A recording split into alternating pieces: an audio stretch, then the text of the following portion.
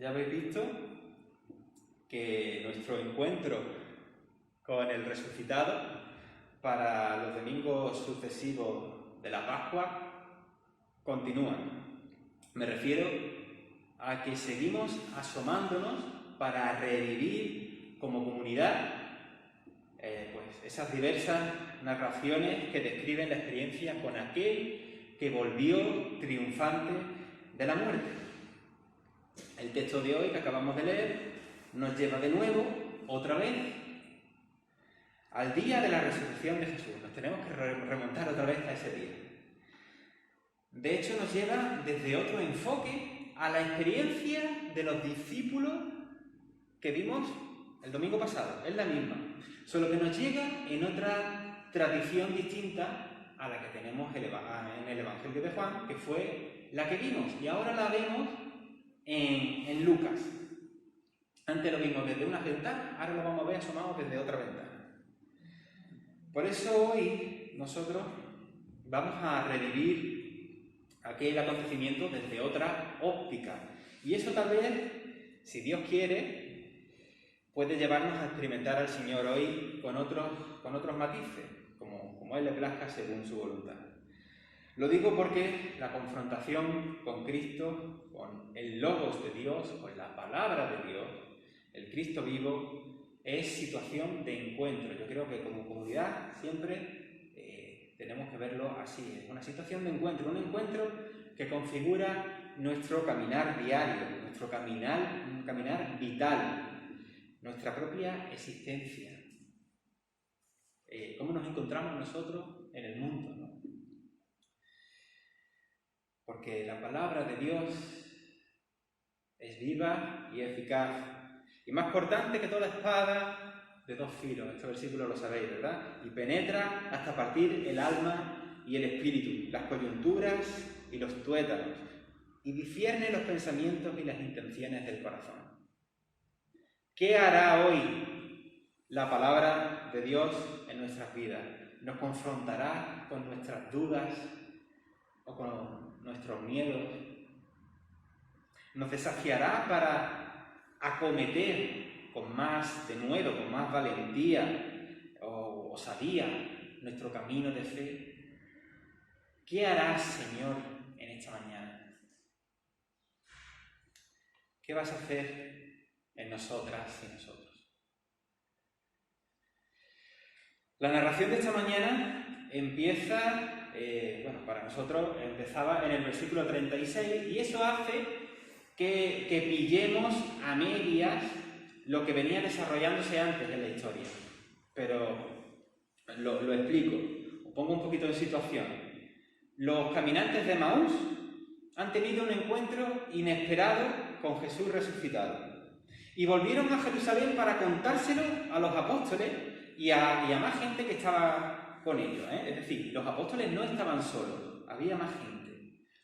Total, que cuando llegan los caminantes de Emaús, allí donde estaban todos reunidos, los pillan que están discutiendo, que están hablando sobre la resurrección de Jesús. Están diciendo, dice uno, que ha resucitado el Señor verdaderamente y se le ha aparecido a Simón, a Pedro.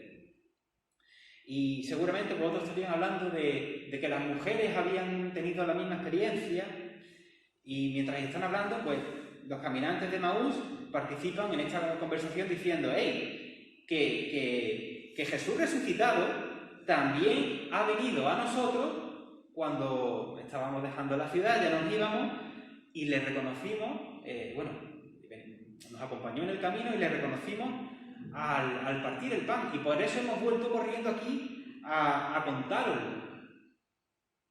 Están poniendo en común, en esa reunión, las experiencias con Jesús que acaban de tener. Por cierto, cosas que muchas iglesias también hacen cuando dedican un domingo o un día o un espacio para compartir sus testimonios con el Señor. Y nosotros lo hicimos una vez, pero tenemos que repetir ese espacio de dar testimonio. Y ahora, cuando están aquí compartiendo los discípulos unos con otros, ahora, ladies and gentlemen, señoras y señores, mientras están hablando, compartiendo esas experiencias vitales que han tenido con aquel que vive por siempre, Jesús se puso en medio de ellos. Estamos otra vez, encontramos de nuevo esa facultad de aparecer y desaparecer que Jesús muestra en estos relatos de las apariciones. Y como ya vimos en el pasaje del Evangelio de Juan, también esta tradición de la que bebe el evangelista Lucas cuenta la misma experiencia, que cuando Jesús aparece, les dijo, paz a vosotros. Lo hemos leído, ¿verdad? Y a lo mejor algunos estarían desubicados como diciendo, hemos vuelto a poner el texto del domingo pasado, ¿no? Se ha equivocado. No es necesario que repita la predicación del domingo pasado. El vídeo está en el canal de YouTube, ya de la Iglesia. Pero sí es importante que tomemos en cuenta el valor de estas palabras, paz a vosotros. Cuando algo se repite en los evangelios, es importante, es significativo. Estamos en unos momentos en los que Jesús tiene que mostrarse para que crean en su victoria. Pero también esos son unos momentos en los que también tiene voluntad de transmitir paz por las circunstancias en las que ellos se encontraban. Una paz que además va preñada de promesas y que es la gran respuesta de Dios a una creación que gime con dolores de parto, como con dolores de parto, y es respuesta sobre todo a la vida humana. ¿Y entonces qué? Se pusieron muy alegres, ¿no? Pues no. Resulta que igual que las mujeres que tuvieron la aparición del ángel en el sepulcro, así también los que estaban allí se espantaron y se atemorizaron pensando que era un fantasma. Y eso que ya tenían antes noticias de la resurrección, ¿no? Por la experiencia de unos y otros, de mujeres y de hombres, que además de que momentos antes, 5 minutos antes o en ese mismo momento estaban hablando de eso. Pero por alguna razón, la tendencia humana es asustarse y pensar que es un fantasma. En los textos hay algo muy importante. El evangelista nos invita a ver la vuelta de Jesús no solo a la vida, sino la vuelta de Jesús a los suyos, para que los discípulos entiendan por fin de qué iba todo esto. Pero también su presencia, solo que ahora por medio del Espíritu, es también constante con los suyos al día de hoy. Sigue viniendo a los suyos como en aquel momento. No os dejaré huérfanos, vendré a vosotros, dice en el Evangelio de Juan, en el capítulo 14. Y aunque los cristianos deseamos un retorno definitivo de Jesús, no podemos decir que Jesús no esté viniendo ya. No podemos decir que Jesús no esté aquí en medio de nosotros. No podemos decir que su presencia no nos acompañe hoy. Os aseguro que está aquí ahora.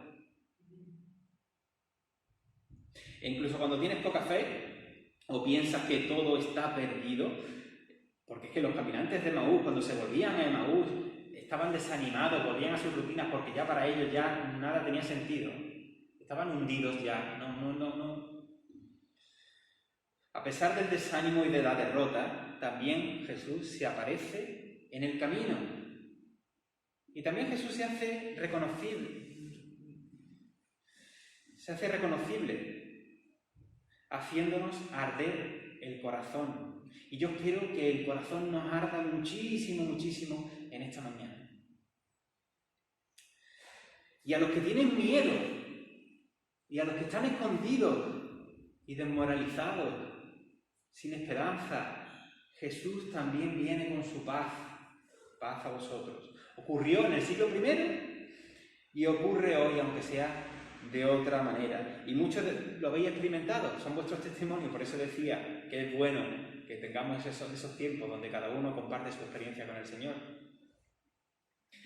Es bueno que lo compartamos entre nosotros, como comunidad, pero es importante compartirlo también hacia afuera, hacia los que no creen.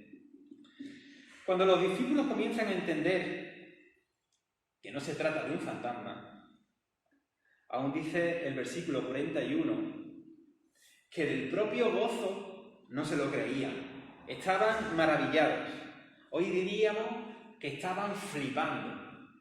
Y estuvieron aquí ayer los de las sociedades bíblicas, les sugeriría este término para futuras traducciones. Estaban flipando.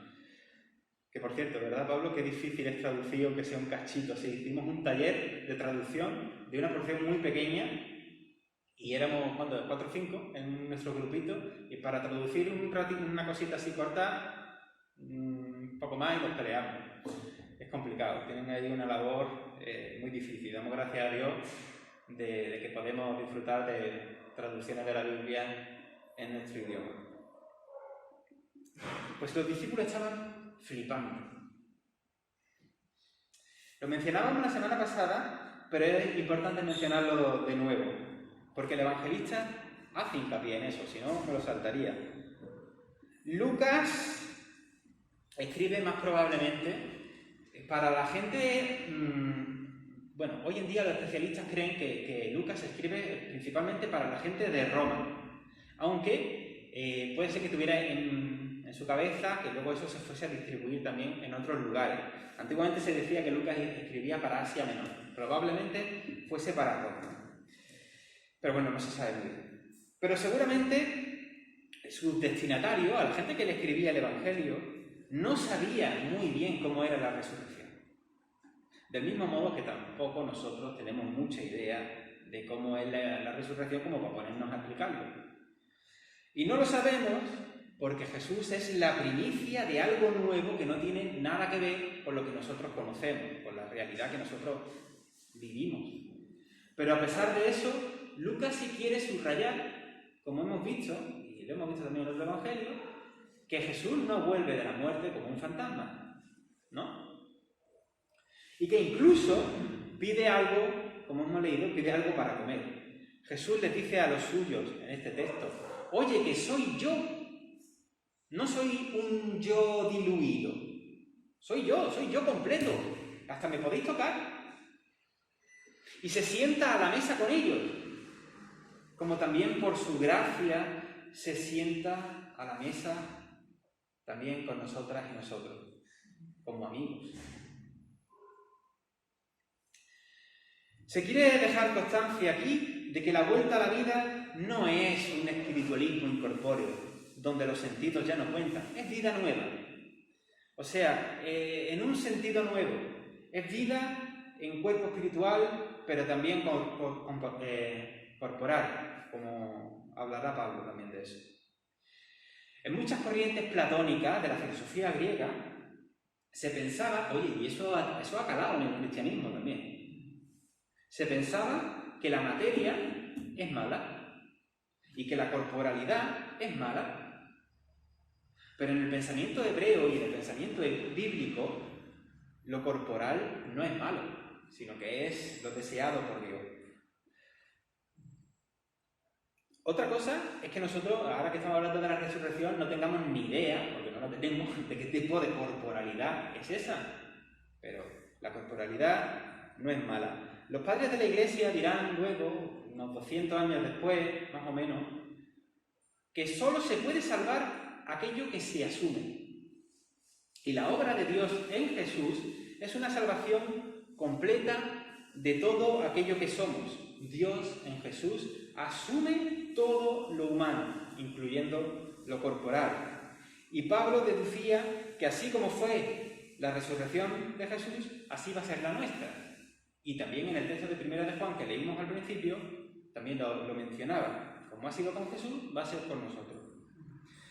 No vamos a ser entes fantasmales, sino como Jesús seremos parte de la nueva creación, reflejando la imago Dei que nos constituye, la imagen de Dios. Y volviendo al relato, mientras están comiendo, o en la sobremesa ya,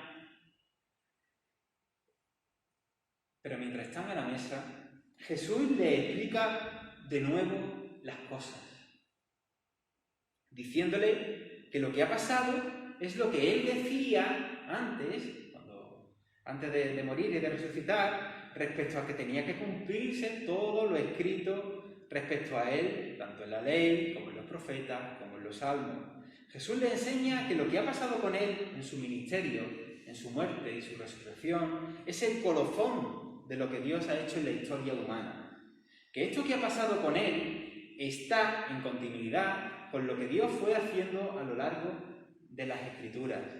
Todo el Antiguo Testamento es el telón de fondo, cuyas expectativas son cumplidas por Jesús y en Jesús. Y así, a la luz de la resurrección, Jesús pudo abrirle la mente para que comprendiesen las Escrituras, como dice el versículo 45. Ya pueden entender eso que Jesús le dijo tantas veces sobre que era necesario que padeciese y que a los 3 días resucitase. Y tenemos, muchas veces se saca, ¿y esto de dónde viene? ¿No? Según las Escrituras, ¿y esto de dónde viene? Tenemos en el libro de Oseas una cita, dice: nos dará vida después de 2 días, en el 3er día nos resucitará y viviremos delante de él. Está hablando el pueblo. Los términos no es una persona, es el pueblo. Pero luego veremos que es Jesús, y creo que hace un par de domingos lo expliqué bien, la grabación está ahí, ¿vale? Jesús llega a ser como que representa al propio pueblo de Israel en su persona. Es interesante luego este versículo de Oseas visto desde este prisma. Pero también el versículo 47 del Evangelio nos deja con el desafío a la misión, pues añade la importante comitiva del anuncio de la gran comisión que está dirigida a todas las naciones, para que por fin pueda cumplirse aquello de Génesis 12, Génesis 22, de que serían benditas todas las familias de la tierra. Que Dios en Cristo quiere bendecir a todo el mundo, al mundo entero. Todo el mundo es destinatario de esta noticia. Y así también estamos en la misma estela de Isaías 49, de que Israel sería luz a todas las naciones, porque de Israel viene el anuncio hasta todos los confines de la tierra. Y el libro de los Hechos, cuando ya entraremos dentro de poco en él, o en algunas partes de él, también seguirá esta inercia, como también sabemos por los viajes misioneros de Pablo, hacia todas las naciones. Pero ahora, en esta escena, los discípulos ya comprenden, ¿no?, todo ese cauce de las Escrituras que desemboca en Jesús. Lo que Dios hizo en la historia apunta a ese lugar, a la resurrección. Lo antiguamente escrito confirma lo nuevo, y lo nuevo confirma lo que fue dicho anteriormente. Es ahora, con Jesús resucitado, explicándole todo esto de nuevo, que comprenden las cosas. Jesús les da una lucidez interpretativa de la Biblia que antes no tenían. Nosotros también necesitamos del Espíritu de nuestro Señor para tener lucidez interpretativa de las Escrituras. Y esto vale tanto para el cristiano que está empezando, como para el teólogo o el especialista que puede creer que ya lo sabe todo. Es muy interesante el hecho que yo haya pasado por una facultad de teología, o que Renato también haya estudiado. Necesitamos del Espíritu del Señor para que nos abra el entendimiento. Por muy técnico y preciso que uno sea, por mucho que domine las Escrituras, ¿no?, las metodologías exegéticas, hace falta del Espíritu del Señor. Y así podemos asomarnos a entender un poco mejor la revelación global del mensaje de la Biblia, en vez de quedarnos en la superficie. Los discípulos entendieron ahora con Jesús, que es quien nos da a conocer al Padre, la línea de las Escrituras y la voluntad de Dios en la obra de la redención. Necesitamos del Señor para que sea Él quien nos ayude a discernir el mensaje bíblico, en vez de quedarnos en lecturas superficiales y en faltas de gracia o alejadas de Jesús, que eso ocurre, y ocurre mucho. Jesús, según vemos en Juan 1,18, lo hemos dicho muchas veces, Jesús es la exégesis definitiva de Dios. Es quien nos da a conocer a Dios, al Padre. Él es la palabra hecha carne. Y solo desde Él, que traduce la realidad de Dios a nuestra realidad humana, podemos comprender cuando nos acercamos a interpretar la Biblia, lo que verdaderamente es su luz. Y lo que a lo mejor son cosas de hombres, del contexto cultural y cosas así. Así podemos también asomarnos con confianza de quién estamos creyendo a pasajes que son pasajes violentos que están en la Biblia, en el Antiguo Testamento, a guerras, a reacciones sangrientas y barbaridades que quedaron atrás y que de hecho despiertan cuando uno tiene esta visión de dónde nos estamos enfocando. Para muchas personas les supone una ruptura mental muy rara, ¿no? muy brusca, y le afecta la fe. Volviendo al versículo 48, Jesús les dice a los discípulos: vosotros sois testigos de estas cosas. Ellos han sido testigos oculares de todo el ministerio de Jesús y de la resurrección. Ahora son testigos oculares de la resurrección. Son testigos del cumplimiento del plan de Dios. Ahora, los testigos, si son testigos, tienen la función de hacer lo que hace un testigo: testificar, de dar testimonio de lo presenciado, de comunicar la transformación, la metanoia, el arrepentimiento y el cambio de vida que la gente puede tener en el nombre de Jesús, del que volvió victorioso de la muerte. En Pentecostés veremos que el Espíritu Santo es quien capacita para esta función y que efectivamente está dirigida, como hemos dicho antes, a todas las naciones. Es un mensaje inclusivo para todo el mundo entero. Sabemos que esta fue la tarea de las primeras personas cristianas. Tuvieron que ser testigos tanto a judíos como a gentiles. Tuvieron que hacer además comprensible en sus palabras quién era el Cristo de Dios.